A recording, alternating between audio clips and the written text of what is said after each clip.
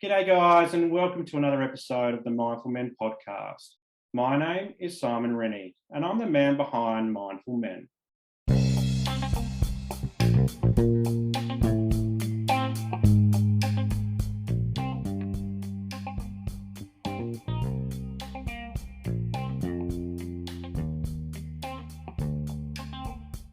I'm really excited today. I've got Anthony Simons from Fit and Well down in Adelaide, South Australia. How are you going, Anthony?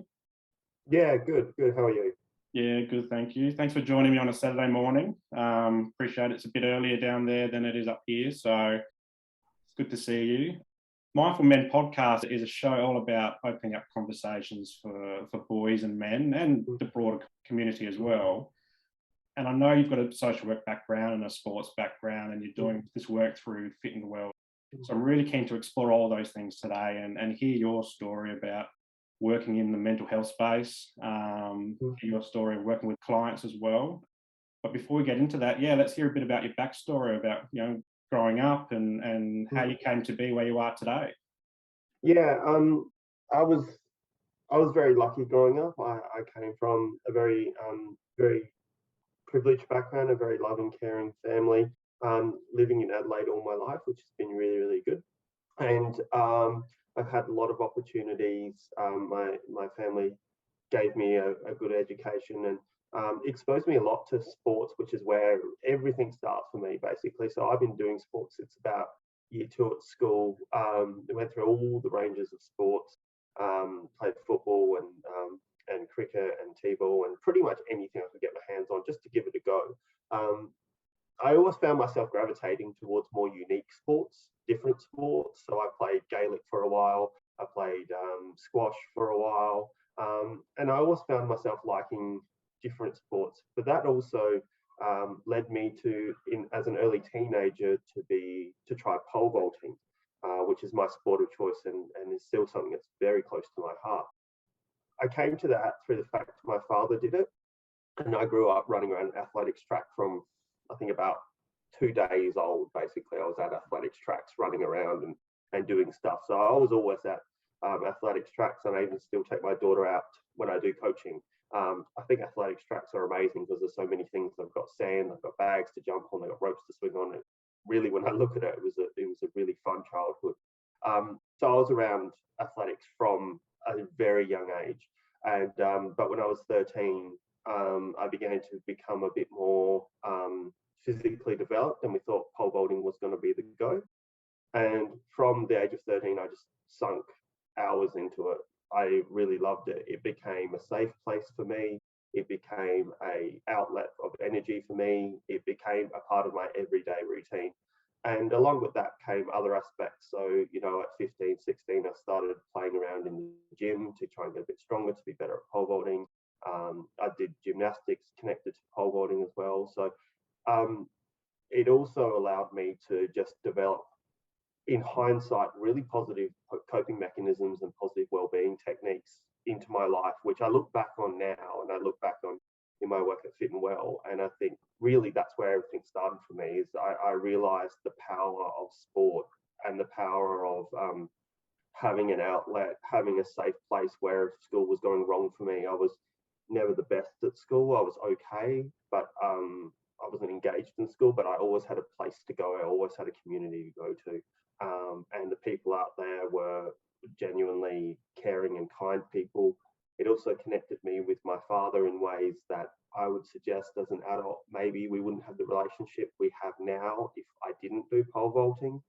The drive home in the car after vaulting, where we would talk, it just offered me such a amazing space for my well-being to develop. And I look back on that now and realize it, but at the time I didn't realize that was what was happening for me. I was just enjoying my sport and loving doing what I was doing, kind of thing.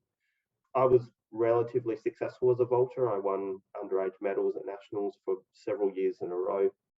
And I was vaulting until recently. I only stopped a year ago. And I started my social work degree at the same time. And sport, athletics, and vaulting, pole vaulting was always part of my life. And it's something that really influenced me heavily into where we're going now, which is into that Fit and Well story.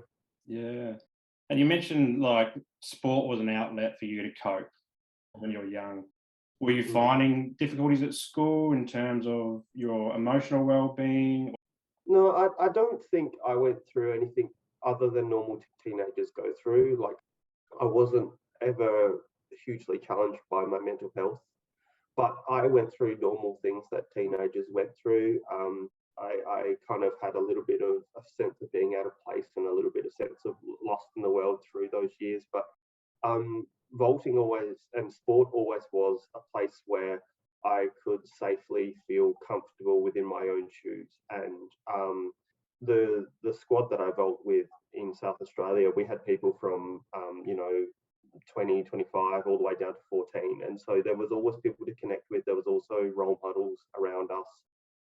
It's a very, very safe group to be in. And they just always managed to take my mind off whatever was going on in my time. So as far as my own well-being, I don't think I ever had any extreme struggles with well-being, but I always liked the fact that if school was hard, I had somewhere to go. If I was particularly having a rough patch just due to life, I had somewhere to go. It really was a safe place for me to go, and it was a place where I could be successful. And I think that's the key thing. Vaulting gave me a place where I was like, I'm good at something. And that gave me validity. It made me feel positive about where I was going in my life. It gave me something that, like, you may not be good at maths, but you're good at this. And that's always something that's very powerful, because if you have a little bit of sense of success, it makes you feel okay about the world around you. That definitely applied to me. Yeah, and growing up, so you got into vaulting because your dad was a vaulter as well. Mm. Did he provide you coaching, or did you have a separate coach? No, he provided me coaching, and I think, again, as I look back in hindsight, that was a gift and a curse as well. I think at times I struggled to define the relationship between a father and a coach, and I think I sometimes spoke to him like a father instead of like a coach. But having said that, I wouldn't have changed that for the world, because I think, as I said, it brought me closer to my father. It connected me closer with him, and it gave us a very special bond that I still treasure today, and that we still treasure today, because it's something that it's rare that I think it's rare that a father and a son, or any family members, get to bond over a passion that they both share so intensely. Yeah. And it was something that we shared intensely. It was, first of all, as a vaulter, but even now as I do a bit of coaching, it's a bond that we share intensely, and it's a sharing of knowledge, not just about the sport, but I'll regularly go to my father and ask him, "Oh, I'm struggling with this coaching method. Can you help me out?" Or, like, "I'm struggling to communicate what I need to communicate to this athlete. Can you help me out?" So it goes beyond just an instructional thing. He's actually greatly helped me with my coaching, and greatly helped me with other aspects of my world, which has definitely played across into my work in social work, because learning to coach is a craft, and he's been doing it for 30 odd years. So he knows how to coach, and he knows what to say, and he knows when to say it, and he knows how much to say. And I'm still learning that craft. I'm still developing that craft. So having him as a coach has also helped me a lot. It's a great story. I love that connection that you've built over the years, and even though you didn't realise it when you were younger, but you're realising it more as an adult with your dad. I mean, I grew up on an athletics field as well, and footy Mm, fields, mm, and soccer and basketball, and you see those two different types of parents there. The parents that are really involved, mm. they're really warming and welcoming and willing to give their knowledge onto the kids when they're playing. But then there's also some that go too hard. So it's great to hear that you had quite a positive relationship with your dad on the field. And the best thing I think also about it is he knew what I needed at any given point. And that, again, is, in hindsight, something that I would struggle with. I think a lot of people would. He knew when to empathise with me and be disappointed with me as a father to a son. When I was disappointed with a result where I was upset, he would let that be, and he wouldn't come as a coach and be like, "Well, this is what we're going to do next." He was able to phase really well between, I need to be there for my son who's disappointed, who's upset, who is looking for a father to put his hand on his shoulder and say it's okay. Mhm. But then also he knew when to kind of push that button and say, as a coach, I need you to do X, Y, and Z. Again, something I probably didn't appreciate at the time, but I imagine would be really, really hard, because being able to chop and change out of that mode would have been really challenging. And I would struggle to do it, but he always knew and was able to deliver what I needed at any given point, whether it be a dad or a coach. And he was really good at doing that. And at no point, I don't think that I ever feel like he was trying to be a coach when I needed a dad. He was always able to pick up what I needed at any given point. And I imagine that could be really challenging. If I was coaching my own daughter, I imagine that would be really challenging to do, to be able to pick what the message I need to send to my child at any given point. Yeah. And you mentioned that you were quite successful at vaulting and you won a few titles. And then you also mentioned going to social work. Mm. So where did social work come into things for you? Like, why did you go down the social work side, and rather than maybe sticking just with vaulting? A lot of professional athletes or semi-professional athletes stick with the sport Mm. and worry about careers afterwards. But you seem to have blended the two. Mm. How did social work come about? I can't tell you why, but since about year 10, I knew I wanted to be a social worker. And that's probably part of the reason why I was the best at school, is because I knew what I wanted to do and I knew how I wanted to get there. And social work for me and working with young people was just always a passion I had. I was really fortunate enough to work with some amazing young role models and amazing social workers in various capacities as a volunteer. Through I worked at Hallett Cove Youth Centre for a while, and I worked at a number of places, and I just really got shown the meaningful relationships and powerful difference that social workers can make in people's lives, and I just quickly decided that's where I wanted to be. And I remember sitting down in my first lecture, and I always say this to students that I work with and clients I work with now. I kind of say, as soon as the lecturer started speaking, I knew I was in the right place and I knew I was in the right field.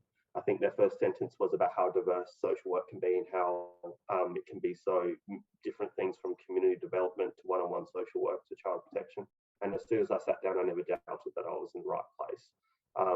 And again, I think that's a fortunate thing. I think that story is rare. I think more people really do struggle with their career pathways these days. So I was very fortunate in saying I knew what I wanted to do very early on, and I knew where I was going very quickly, and I was happy where I was going very quickly. So I was able to put a lot of energy into it. And it's one thing that we've always taught in our athletic squad is you need to have a balance between life and sport. And it's something we say to all athletes, and it doesn't matter where they are. My father's coached Olympians, he's coached Commonwealth Games champions. I coach athletes as well, and we always say you need balance. You can't just do sport, because otherwise you can become so obsessed, and your world is only focused on one result. And if your world is only focused in one place and it's not going well, it can really challenge you mentally. So we've always been taught in our squad that it's healthy to have other pursuits, study, work, things like that, because that balance is really important in breeding success. So if pole vaulting isn't going well, you might be going well at university, and there's your little bit of pep and reliance that you can get through. If your vaulting's going really well, but uni's not, you can still rely back on vaulting. So it's something that even at the elite level, we always say it's good to have something else to do, because if you don't, it can kind of consume you a little bit. Yeah. And you mentioned, like, when you had that first lecture and as soon as they started talking, you knew that's where you wanted to be. Did you pursue a certain type of field in social work, like working specifically with youth or mental health, or where were you leaning towards? I always worked with young people, and that's always been my strength. I think it's just because that's always the place that I found myself. I worked with, while I was studying, I did several different roles. One with Cove Youth, like I said, and I worked there, and I worked with Marion Youth as a peer educator for a while, and that's with young people going to schools and doing workshops. And I also worked with at the back end of the university, I started doing residential care work or emergency care work. And I've always found a stronger connection with young people, particularly teenagers. I find they're the most dynamic, fun group to work with, and I still love it today. I find them wonderfully engaging, and I definitely say that I learn as much from them as they learn from me. So even today in sessions, when I'm working in Fit and Well, I'll be chatting away with them, and they'll be teaching me stuff and giving me new perspectives on things that I've never thought about. And so I hugely appreciate that youth and just how fun and energetic they are to work with. So I found myself in the youth area, and I kind of have never left. I've always said that if I began to feel a bit too old, I would move on, but I'm not there yet, so that's good. And how does that like come across into parenting and got your experience as a volunteer and a coach, and then the social work side of you? And at what point does it all merge? And then what point do you just need to be dad?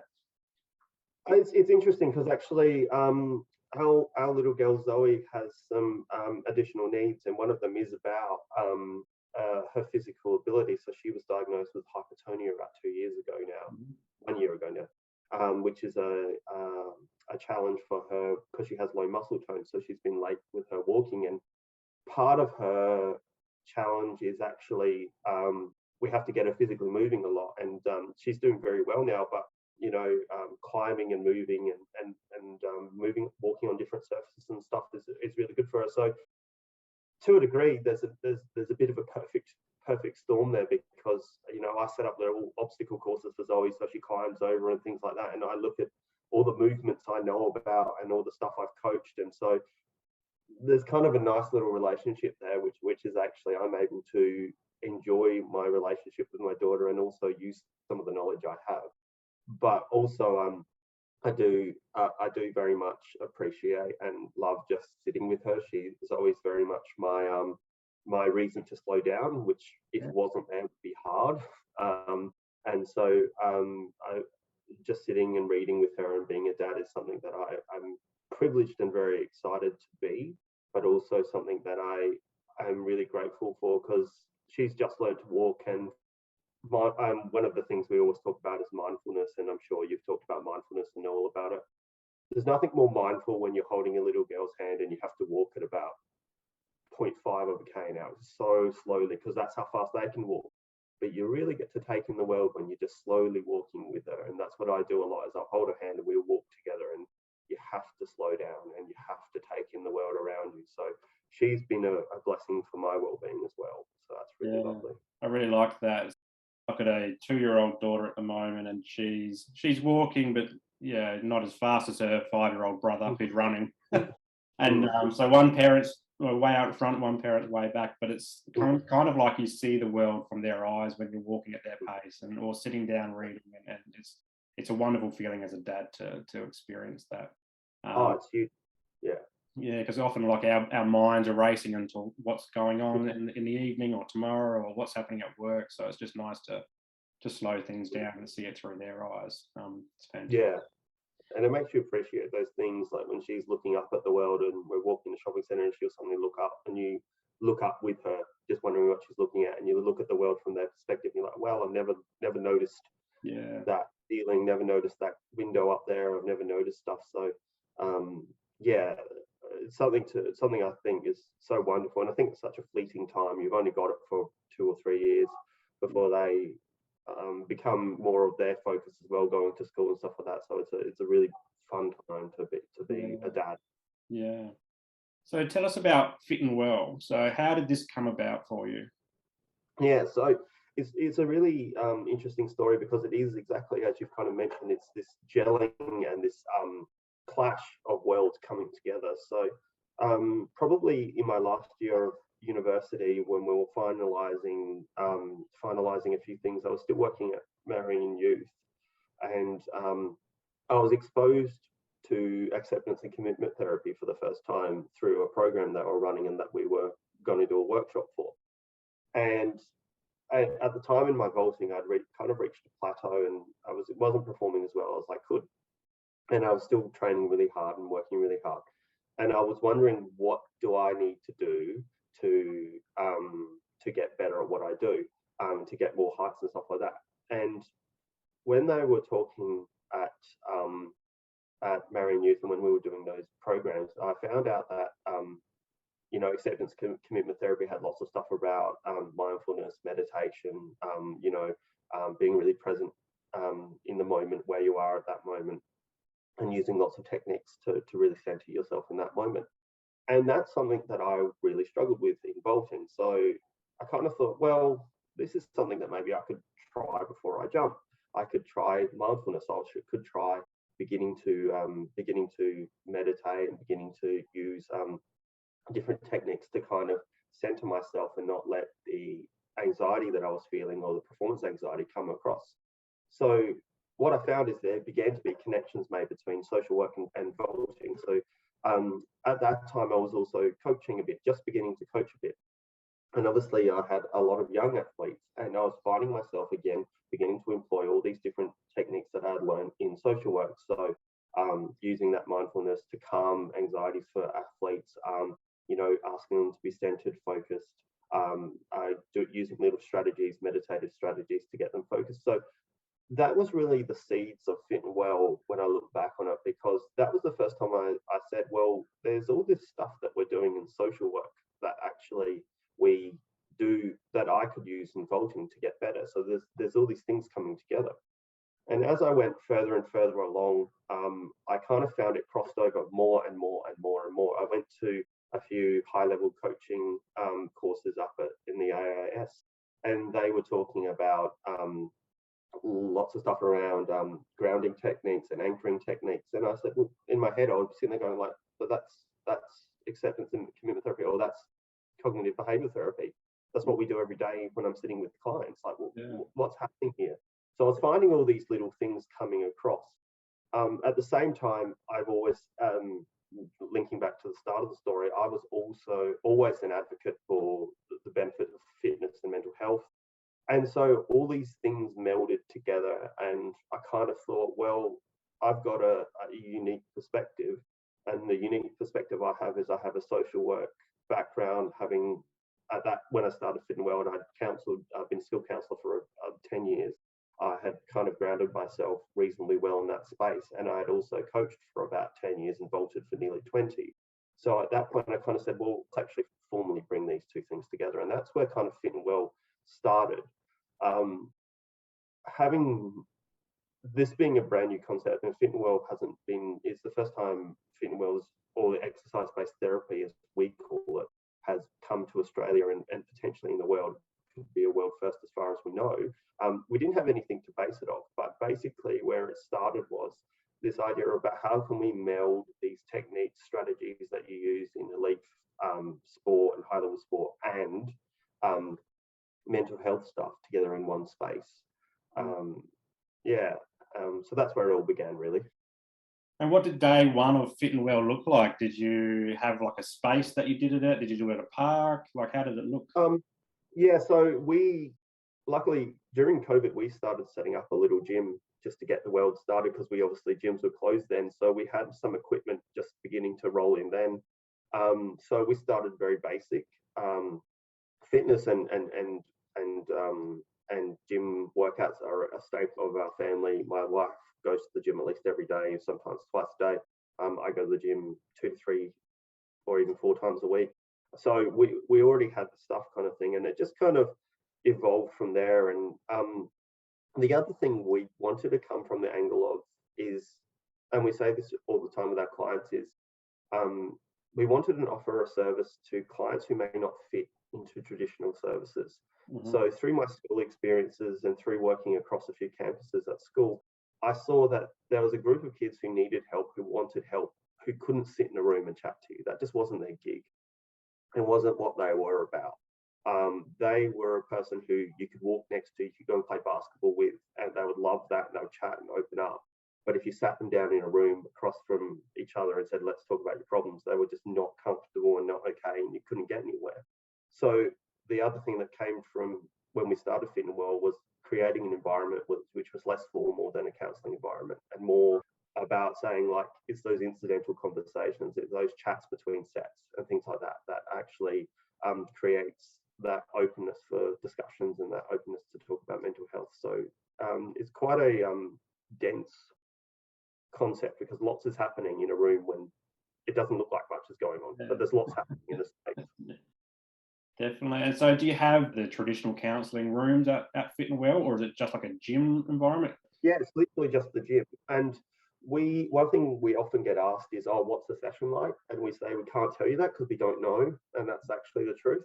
I've had clients rock up and say, no talking, we're just working out, and I'll just work out with them, and we'll still chat a little bit in between our sets and just chat away, but not on any real dense level. And then there's some clients who come in and say, no working out, we'll just chat. And every session is very different from client to client, from session to session. Everything is different, but the main thing is that the client gets what they need from it, kind of thing.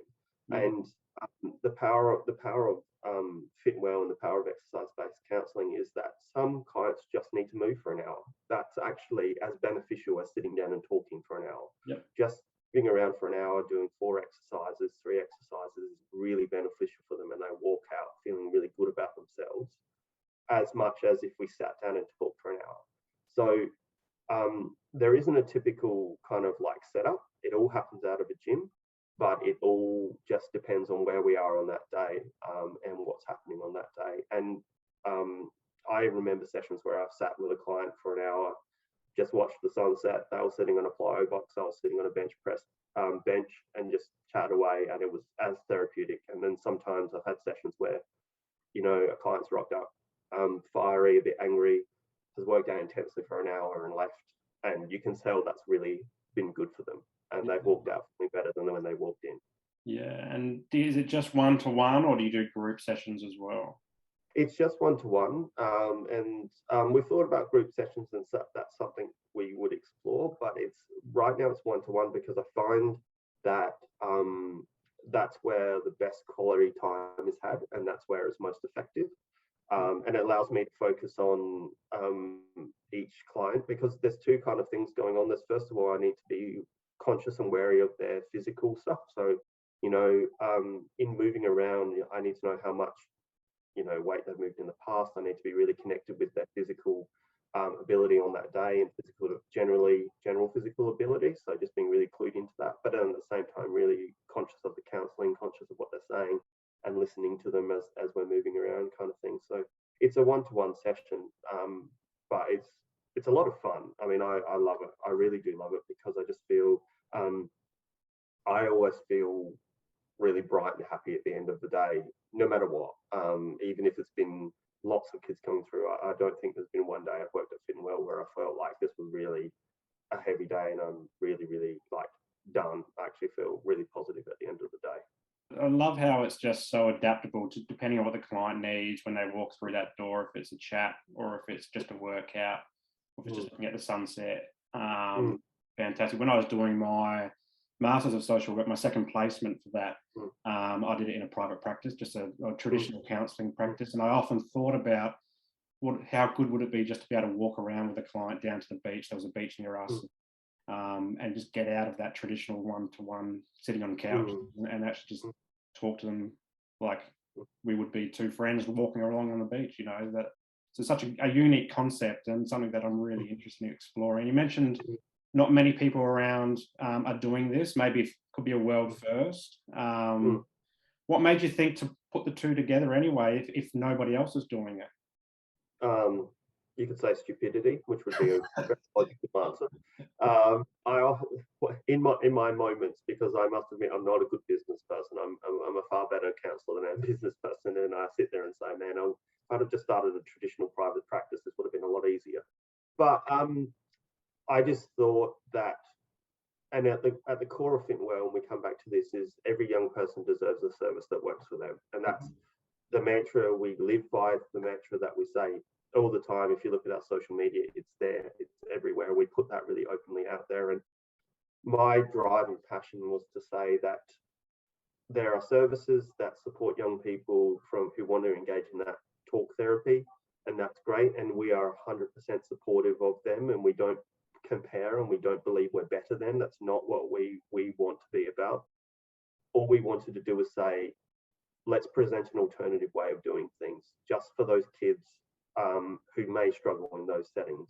So the other mantra we have is we're not the answer, we're an answer. Mm-hmm. We've had kids walk through our doors who have worked with us and then have gone on to traditional talk therapies, and we are 100% supportive of that, because at the core of what we do is about saying that we believe that we want to support young people and that we can offer an alternative way of supporting them. And if that's what they want to do, that's great. And if they try us and don't like us, that's 100% fine too. So really, the core of what we do is about offering young people an alternative service. And it was my strength was sport. So if it was music, I would have done music. If it was art, I would have done art. If it was walking, I would have done walking. But I moved into my wheelhouse because I knew that's what I was good at. But the real core is that idea that there are great therapists out there. There are great counsellors, social workers, psychologists. We just know that there's some kids who may not fit in that setting, and we want to just offer them a chance to try something so their mental health can improve. And that's where we come from, kind of thing. And do you just work with kids in Fit and Well, or do you work with everybody? We work with anyone who'll ask. We focus on kids because that's my strength, but we would never turn anyone away. We work with kids just because, as I said, that's always been my strength. But some adults have asked, and we would happily work with them.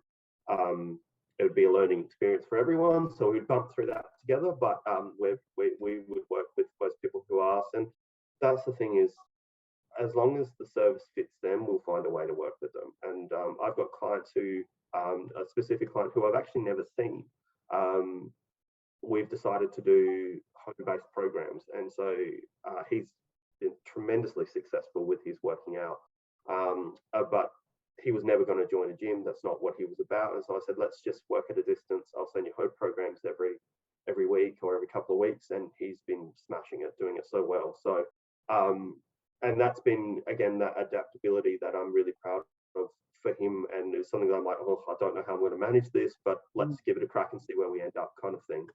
So yeah, it's something that's very adaptable and something that we definitely work to fit with the client's needs as best as possible. You talked a bit about ACT, or acceptance commitment therapy, or CBT as well. And how do you bring those into a session? So let's talk about breathwork, for example. Breathwork's a really common one. So we know the benefits of breathwork, and about calming your central nervous system, and so doing your box breathing and stuff like that. Very powerful thing to do. So from one degree, you could teach a person sitting on a couch in a therapy room, do the box breathing 4 in, 4 out, hold for 4 seconds, kind of thing like that. Now, a core component of learning to lift is the concept of breathe, brace, and hold. So when you do a movement like a bench press, or if you're doing a squat, the idea is you take a deep breath and you hold that breath for the movement and you breathe out at the top. That's exactly the same thing. You can teach breathwork sitting in a couch. You can teach breathwork sitting in like doing a deadlift or a squat. It's exactly the same premise. It's just working out in a different environment.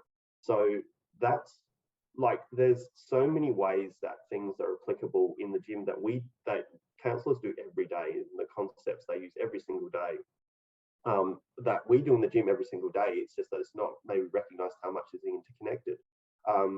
Journaling, for example, we know the powerfulness of journaling, and journaling about being grateful. And at Fit and Well, one of the things we try and promote is the idea is doing recording your workouts and having a workout journal. And part of that workout journal, we always say, well, tell us something you did really well today. Tell us something you're really proud of today.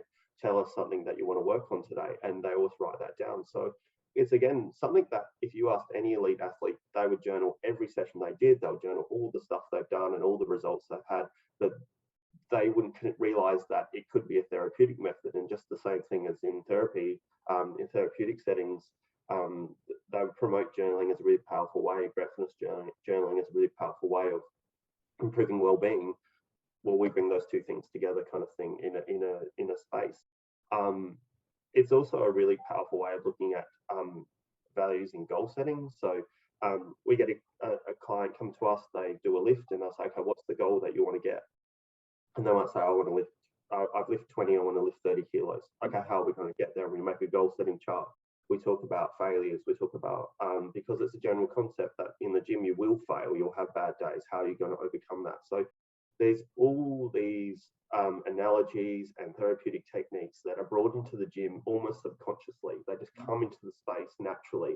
And all it is about that point is being able to flesh out and say, well, how can you apply what you've just learned in the gym to real life? How can you apply all the things that you've just, the goal setting, the adaptability through failure, the ability to be able to record and journal and things like that, and how can you apply that to real life outside of the gym? So it's amazing how many little lessons and little powerful tools that you would take for granted in the gym. People take for granted, but it's actually therapeutic tools that we would use every day as social workers. So that's one of the powerful things about fit and well and exercise-based therapy is it's teaching these concepts in a space where some kids might say, I'm not going to sit in a chair and breathe, but you give them a bar and they're like, oh yeah, I'll breathe. I'll breathe anyway you teach me because I'm doing something I really love doing. So cool, we're going to teach you that way. That's how we're going to show you. And even just understanding how in a gym you'll have injuries, adaptability through injuries, overcoming obstacles and being resilient. And clients rock up and they might say, oh, my knee's hurting, I can't work out. We're like, no, you can work out. We won't do exercise using your knee. We'll do upper body workouts. So it's instead of saying I can't do something, it's reframing and saying, well, what can I do? What can I do to get better? And it just offers so many different perspectives and so many teachable moments. And it also just breeds confidence. I mean, I put this on social media and I stick by this. There is nothing better for me as a coach watching a person do something that I never thought they could do. So they do a movement they never thought they could do. They lift a weight they never thought they could. And the visual confidence they see, like, I never thought I could do that. I never thought I could do this. It's just unbelievable. And it's something that gives me a huge buzz every time, because we get people who've never touched a weight before. We get people who have never been in a gym before, and we just watching that growth as a person start saying, I can actually do things. I can do things that I never thought I could. And that's one of the most powerful things as a practitioner, and something it still gives me a huge buzz all the time seeing that.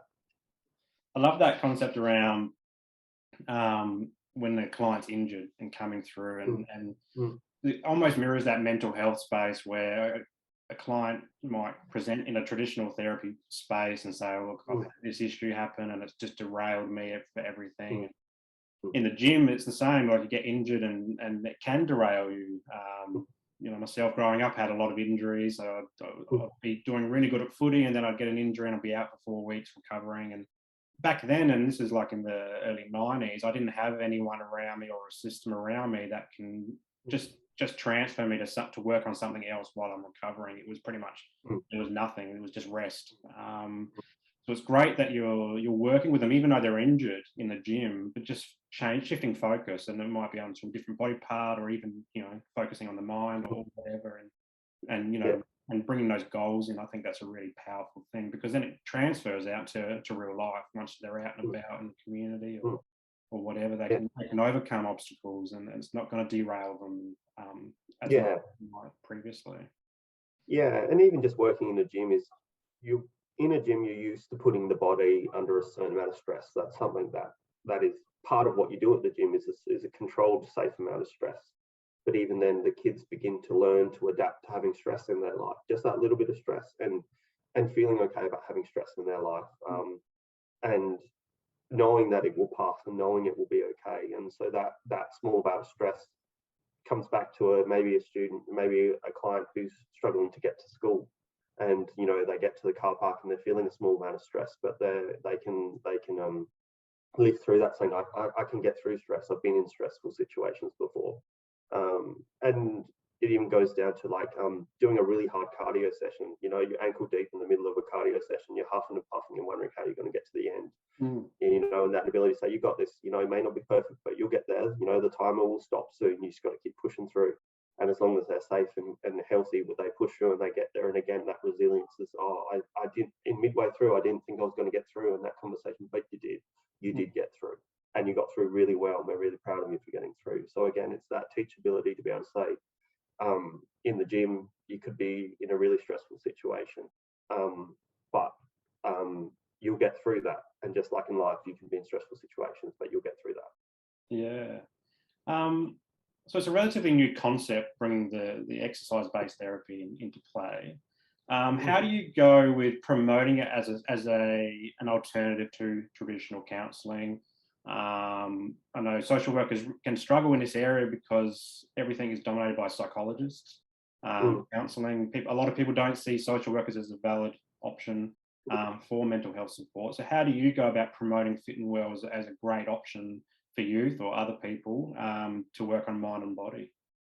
Um, I think the way I pitch it is I generally promote it as we've said, just an alternative therapy, and about saying, if you've tried the traditional therapies, this might be a really good option for you. Um, I've been extremely fortunate and lucky that we have got clients quite quickly and who are really willing to give things a go, and that's a credit to their families and a credit to them to say, I do want something different. And I kind of come from that angle that we're a service that can engage young people in a way that's maybe not that traditional way, and that seems to sit really well. And I think also there's a lot of appeal to the idea of just getting physically active. Mm. And that's the other aspect of Fit and Well, is we have a really high uptake of young people who start with us who go and join a gym on their own accord. I think we've got about a 70 to 75% hit rate of our clients starting with us, joining a gym, and then working with us. So they'll do 2 sessions or 1 session a week in the gym and 1 session with us. Wow. So there's actually another aspect of it, which is just the education of being in a gym. And it's something that we do a lot of, is we teach young people how to work out safely. We teach them about themselves, what weights they could use, what movements they could use. We teach them about just little logistical things like colors of plates. A green plate's generally a 10 kilo, 5 kilos generally white. All these things. And because one of the goals we also have, and we say to our young people, is we want you to be able to walk out of Fit and Well, go to a hotel gym which has a few limited equipment, and do a workout, feel really good about that, and just do a little workout, be safe, do it on your own, and feel like you've done a good job. So there's even an element of just the physicality which comes in, and teaching them about fitness, and teaching them about looking after their body. Respecting their body is a big phrase we use. We don't talk about eating healthy. We talk about eating well and respecting your body, because we also feel that if they walk out of there with better mental health, that's a really good thing. But if they walk out of there with a respect for their body and understanding the importance of physical activity, whether it be walking or working out or anything, that's just as important, because the statistics and studies are really clear about the benefits of physical activity and mental health. So we've kind of got that two-pronged approach happening there, which they're also being educated about their fitness, and that brings clients into, because some of our clients will say, I've always wanted to go into a gym, but I'm just not sure. I'm a bit worried. So you'll be really good because you can teach us about that aspect too. Yeah, that's a really good point there, because gyms are scary places for people that aren't familiar with them. And you want to work out with the weights, but I know I've been here myself. I want to go out and do the weights, do deadlifts and all that, but I'm intimidated by all the beefcakes in the gym. So I stay away, and I sit on a treadmill, and then I go home, and I feel like, well, I didn't really get what I wanted out of that gym session. And then after a while, I might stop going to the gym. Yeah. The fact that you're showing them like all the different, like, what it all means to set up a good session, to what all the different weight sizes are, what it means, what different workouts would look like, is a great thing, so that they can go to a gym and feel confident in that space. Yeah, and it's something that an aspect I really enjoy too, because when you hear kids saying, "Oh, I went to the gym and I did this really well," or they come in and asking you questions. Well, I wanted to do this, but I couldn't. So, what's another way of like hitting that body part and another exercise? And you're teaching and educating them. And some of the clients, they're really into their gym, so we're educating them quite a lot about how to manage, their workouts really well. And some people, it's just about saying, this is the thickness of a 20 kilo bar, this is the thickness of a 15 kilo bar. So if you ever hold a bar and you need to know how much it weighs, it should feel like this. So it's really beneficial for lifelong learning, and that's something that we value a lot, is that ability to be able to say, you may not be with us forever, but we want you to walk out of here with stuff that you can use beyond just beyond this room and beyond our sessions. Yeah, and do you do just weight sessions, or do you do like stretching? As I got a bit older, I'm a bit stiffer than I used to be and a bit less flexible. Mm, For youth, it's a bit easier to mm. move around, but that value of stretching and recovery, and do you teach a bit about that as well? Yeah, huge. Recovery is really good, and that comes back to that respecting body conversation. So early on with every session, we have a conversation about respecting your body, and respecting your body means treating it like a good friend. Mhm. So what we say is sometimes you need to ask your friend to do a favor, and it might put that, it might be asking your friend to do something that's a bit challenging for them. But you generally return that favor, and that's kind of the same frame as we put in the gym work. So when you work out, you're actually asking your body to do a favor. You're asking it to go into a bit of a stressful place. It doesn't necessarily like being there a lot. So you return the favor, and you return the favor by stretching, recovery, walking. Um, we talk about, hot, cold showers, just recovery methods, eating well. Again, we talk about eating well, not eating healthy, and doing things like that, because we kind of say you want to have a relationship with your body like you would with a really good friend, where it's a give and take. And sometimes you need to listen to your body and say, well, I can't go as hard today because it's asking me to slow down. But also, you want to be in a place where you can ask your body to do stuff, and to do that, it needs to be a respectful relationship.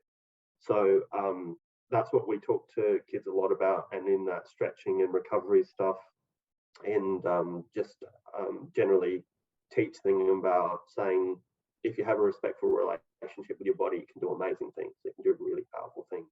So that's what we talk to our clients a lot about: respectful relationships with your body.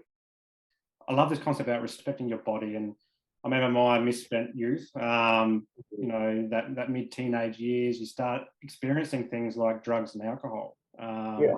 I can imagine some of those conversations might come up in the gym for you. And how do you approach that in terms of that respect for body?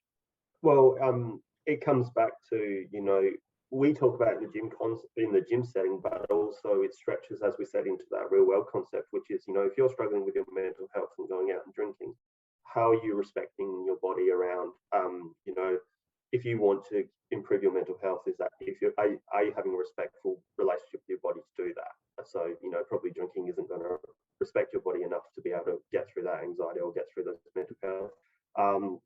And also, we always talk about, safety and all that kind of stuff as well. But it's mainly about talking to them about how your actions outside of the gym or outside of your world, whether it be worrying about anxiety and depression, how are you respecting your body enough to get it into a position to do what it needs to do to improve? And it gets them thinking a lot, because we find that if, instead of saying you've got to be healthy or something like that, which they generally hear about, if you put it in the phrase of how do you respect your best friend, and they're very able to articulate that, and then say, well, how are you respecting your body in the same way? They're generally able to frame it quite well from that perspective, because they know what respect is. They know what they expect from a friend. They know what they expect from each other. But when you frame it as you're respecting your body, they generally are able to look at it from another angle, which is really, really good. Yeah. What's some advice you could give to a young person or an adult who's thinking about exercise-based therapy, or giving you a call, but they haven't quite dialed your number? What would you like them to hear today to make them make that phone call? Give it a go. I mean, and the reason I say this is I won't lie that I've had people call me, talk to me, and say, "This is where I'm at. This is where I'm at." And I thought, I don't know how we're going to go here. I'm not sure how we're going to go here. But I have been really, really proud of the ability for young people to come in and say, "I've never touched a weight before. I have no idea what any of these things are. I don't know what this barbell is. I don't know what a dumbbell is. I have no idea here." Mm-hmm. And they come in and they work out, and they just enjoy doing it, And we've had families reach out to us and say they've never done any physical activity. That's okay. So they still come in and they try. And as we said since day one, we're not the answer, we're an answer. And so they might come in and say, "This isn't for me." That's okay. We would not try and say this is 100% going to work for every single person. But rather, if you take an interest in your mental health and physical health, and we can start that journey with you, that's what we would want. That's the main thing we want. You could walk in and say, this isn't for me, but I want to keep trying to get my mental health better. Awesome. Let's work from there. Let's find the service that will work for you. But I mean, when it comes to clientele, I think you could appreciate this. I thought that we were going to get angry young men. That's kind of where I thought we would be. I wasn't necessarily believing that was going to necessarily be something that I was going to thrive in, but I thought that's probably where we're sitting, and that's not the case. We have probably 50 male, female. We have clients with various challenges. In fact, the minority have those anger issues.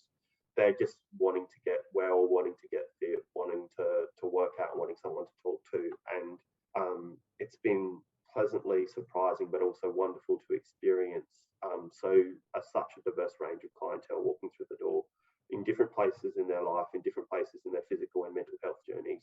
And we're like, let's just share that space together, and it's been really fun. Yeah, wonderful. Thinking about the next, say, 5-10 years, what's the next stage for Fit and Well? We're not sure is the answer. We're just chugging along. We're really focusing on developing the Fit and Well concept and exercise-based therapy concept, but we're also just really loving what we're doing with our clients. It's tremendously rewarding. It's tremendously valuable, and we love doing that. It's something that one thing we do probably want to do is we want to train and get more people involved in it, because we would love to go to Melbourne and Sydney and have some other branches here, there and everywhere, because we just feel there is something there. And in Adelaide we can only go so far, so we would love to do that. But we always focus, and this is something I say to my clients, my current focus is who's coming in on Monday. That's about as far as I think ahead of, because I want to make sure that person who comes in on Monday has a really good experience and enjoys their time at Fit and Well, and thinking about where I've got to put them and how I'm going to push them on that Monday session. So future's really unlimited, but also just really excited with what I'm doing right now. I'm really excited with what we're doing at Fit and Well. Wonderful. And how can people find Fit and Well?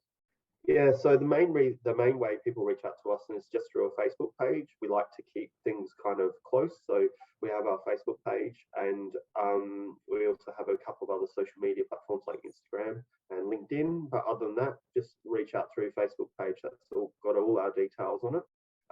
And even practitioners, we try and put out resources weekly or every now and then around how practitioners could do exercise-based therapy or Fit and Well stuff in their own practice. One thing we're really adamant about, it's really good in a gym, but it's not essential. You can do exercise-based therapy in a office with no equipment or very limited equipment, or things that you have sitting on your desk. We like working out in a gym, and it's really good, but we also love the opportunity to teach and show that it actually doesn't need to be extremely expensive and costly to do exercise-based therapy. Anthony, I've really enjoyed our chat today. This is an area that I'm very interested in exploring myself as my social work career develops. I'd like to lead the last question over to you, and is there something that you'd like to plug? Obviously, we've talked a lot about Fit and Well today, but like your socials you mentioned, anything else, a book you're reading, what you're doing with pole vaulting, what would you love to plug? One thing I would like to plug, and it's purely, I wish I got money from it, but I don't. There's a book called by Ben Bergen called Chasing Excellence. He coached some of the best CrossFitters in the world, and it's one of the best books I've ever read. And if anyone wants to read about how sport can actually be a therapy, that is the best place to start, because one, it's really well written. It's a really good story. So even if you just want to read from a story perspective, but it's also an amazing application, and it solidified everything we do at Fit and Well. So basically, I had this loose concept coming together, going, I know this can work, but through listening, because I listen to most of the books because I don't have time to read, but through listening and reading this book, it solidified everything that has come out about exercise-based counselling and exercise-based therapy. It solidified that the therapeutic benefits of exercise and how the things you teach in the gym can be applied to mental health challenges. So I think it's an underestimated resource, and I think it's an amazing book to read, because every single page you'll sit there and say, that's a social work therapy, that's teaching resilience, that's that. So it's an amazing book to read. So that's Chasing Excellence. Really strongly recommend you read if anyone's interested in kind of exploring how physical fitness and physical activity can actually be a benefit mental health practically. Wonderful. And I'll grab the links, both Fit and Well and that book, and we'll put them in the show notes below as well. But really do appreciate your time this morning. It is a Saturday morning, so have you got any clients today, or you got the day off today? Or day off today. Beginning some Saturday clients in a few weeks' time, but day off today.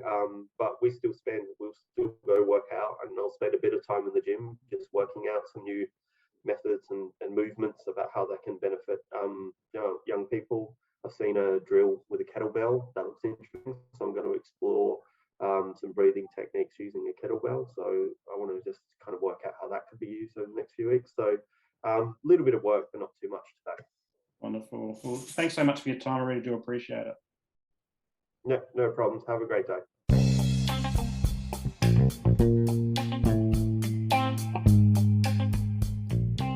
If you enjoyed today's episode, make sure that you like it and leave a comment, and then share it with your mates. Also, subscribe to the channel and hit that notification bell so that you don't miss a moment of future episodes to come.